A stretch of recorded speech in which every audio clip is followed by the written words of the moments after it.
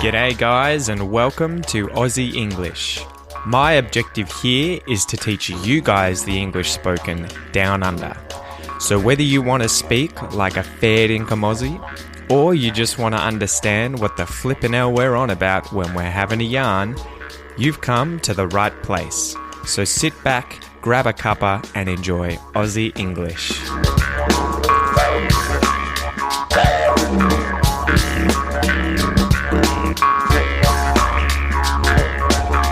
G'day guys, welcome to this episode of Aussie English. Today is yet again another expression involving animals. And this one today is going to involve fish. Fish. So the phrase today, or the idiom, the expression, the sentence today is going to be to have other fish to fry or to have bigger fish to fry. So both of these tend to be used as equally commonly as each other. So I often hear, I've got other fish to fry, or I've got bigger fish to fry. What does it mean? This phrase means to have other more important matters to attend to. So to have other more important matters to do. You know, you can't be here, you've got to be elsewhere doing something that matters, doing something important. So let's go through some of the words in this phrase. The word other, it's sort of like further, additional, something else, something different from what you've already mentioned, from what you're talking about. So in the sense of to have other fish to fry, it means that other than what I'm doing now, I've got other fish to fry. So if I'm frying a fish right now, I've got other fish to fry, so I've got to go and do that. I've got other fish to fry. Bigger, I'm sure most of you, if not all of you, know the word bigger. It means larger, so larger than something. The word fish, it's an animal. It lives in water, so they're all found in rivers, oceans, ponds, lakes. Anything with water in it often has fish in it. They're limbless, they don't have limbs, they've got no arms, no legs. They're cold-blooded, so they don't have warm blood like mammals. They're cold-blooded. They have gills, so the slits in the side of their neck where the water passes through their mouth and goes out the side of their neck. So that's how they get oxygen into their bodies. They're called gills, gills. Fins they also have, which are the things they use to direct themselves around. Instead of arms, they have fins. They have a tail fin. They have a dorsal fin on their back. And they have pectoral fins. They have scales. You know what a fish is. That's a fish. The verb to fry. So to fry something in this sense means that you're cooking something in hot fat or in oil. So for example, a really common meal in Australia is fish and chips.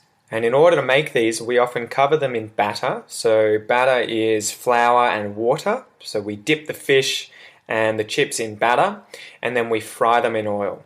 So we put them in the oil and we deep fry them. So that's to fry.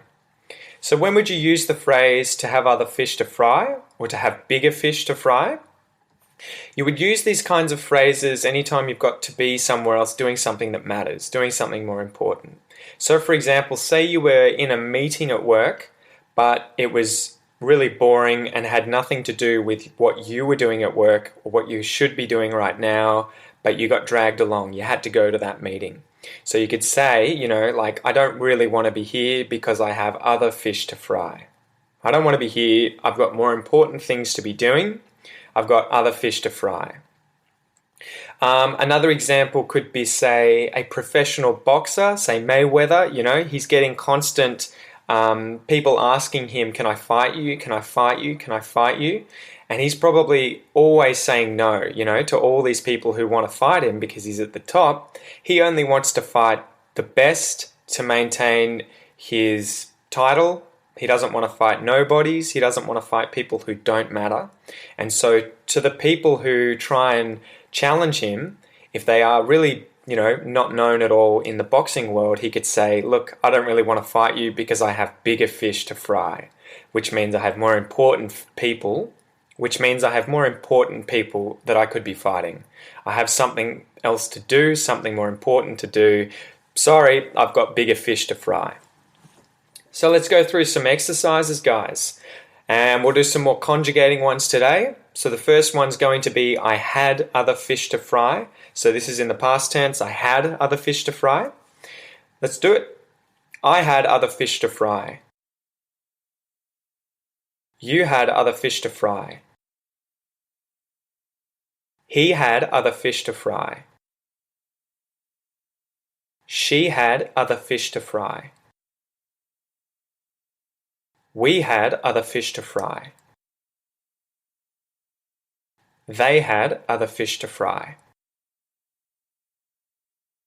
And now let's do one in the future. I'll have bigger fish to fry. You'll have bigger fish to fry. He'll have bigger fish to fry.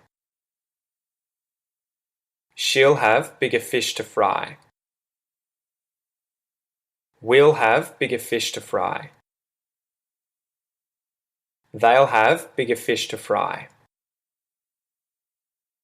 So I hope you enjoyed that episode today, guys. Remember to get on Facebook or to get on the website at www.theaussieenglishpodcast.com. Let me know what you think of these episodes, guys. If you have any expressions, sayings, slang terms, anything of the sort that you would like me to do an episode on, that you would like me to explain, feel free to ask. Send me a message, whether it's on the website, whether it's on the Facebook page, the Aussie English Podcast. Send me a message. I'd love to talk to you guys, and I'll try and do an episode on whatever it is that you're having trouble with as soon as I can. So until next time, guys, have a great one.